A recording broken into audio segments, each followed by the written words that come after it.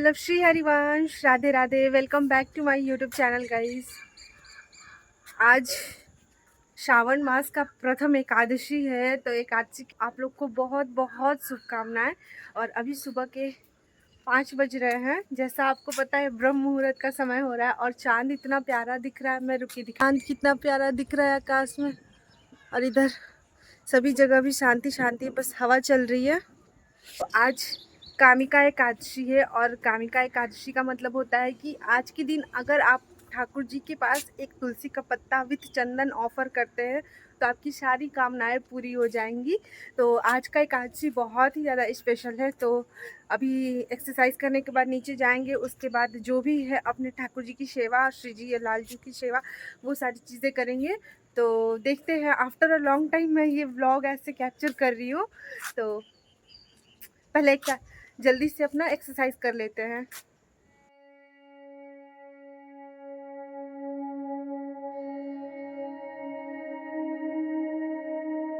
अभी मेरी exercise complete हो गई है और अभी 5:36 हो रहा है और आज बहुत ज़्यादा हवा चल रहा है। अब हम नीचे चलते हैं, फिर उसके बाद जो भी है घर की थोड़ी सी साफ़ सफाई करेंगे और फिर उसके बाद अपनी श्री जी और लाल जी की सेवा में चलते हैं। तो जल्दी से चलते हैं क्योंकि ऑलरेडी लेट हो चुका है, तो मैं नहीं चाहती कि और ज़्यादा लेट हो।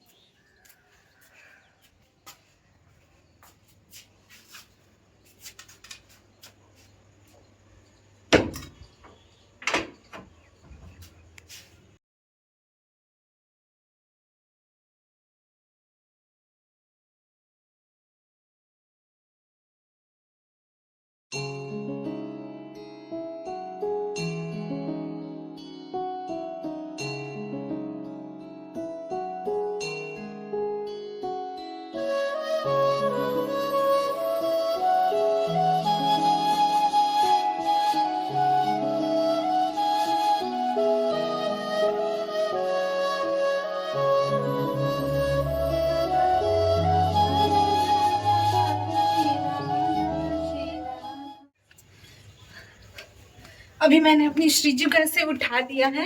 आज के दिन जो भी ठाकुर जी को एक तुलसी पत्ता ऑफर करता है ना विथ चंदन, तो मतलब कहा जाता है कि यज्ञ के कोटि के फल के बराबर होता है। तो तुलसी पत्ता तो वैसे भी हम लोग को ठाकुर जी को अर्पित करना चाहिए, लेकिन आज की तुलसी जी का बात ही कुछ और है। तो मैं जल्दी से फटाफट तोड़ लेती हूँ।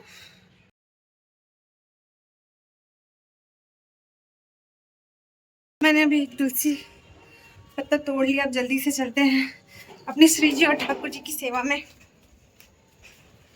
ओम भगवते वासुदेवाय नमः।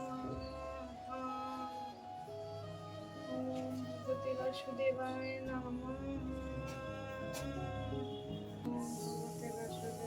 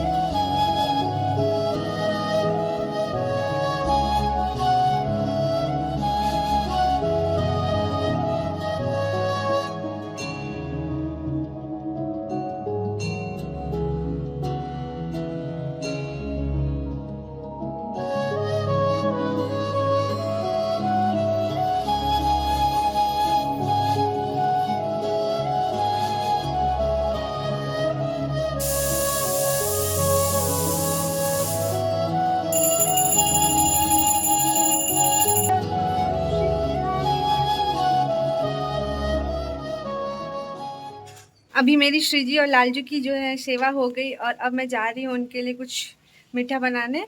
तो प्रसादी भोग लगाएंगे। अभी मैं अपनी श्री जी के लिए सेवैयाँ और पूड़ी बना रही हूँ। तो गरम गरम सेवैयाँ अपनी श्री जी और ठाकुर जी को मैं भोग लगाऊंगी और पूड़ी। और देखिए, जो भी भाव रहता है, आप जिस भी भाव से अपनी श्री जी और लालजू के लिए खाना तैयार करते हैं, भोग बनाते हैं, वो लोग उसी में प्रसन्न होते हैं। तो मैं चाहूँगी कि जो लोग भी अपनी श्री जी और ठाकुर जी के लिए थोड़ा सा समय निकालते हैं, उनके लिए भाव से अब प्रसादी बनाते, भोग बनाते हैं, तो श्री जी लालजू इतने में रिझ जाएंगे। ज़रूरी नहीं है कि हमें बहुत सारी चीज़ें करनी पड़ती है अपनी श्री जी और लालजू के लिए। हमारी श्री जी और लालजू इतने भोले कि छोटे से भाव में भी रीझ जाते हैं। और ये मेरी एक छोटी सी कोशिश होती है अपनी श्री जी लालजू के प्रति कि उनको हर एकादशी में भोग बनाऊं, उनको भोग पवाऊं, अच्छे अच्छे भोजन उनके लिए तैयार करूं।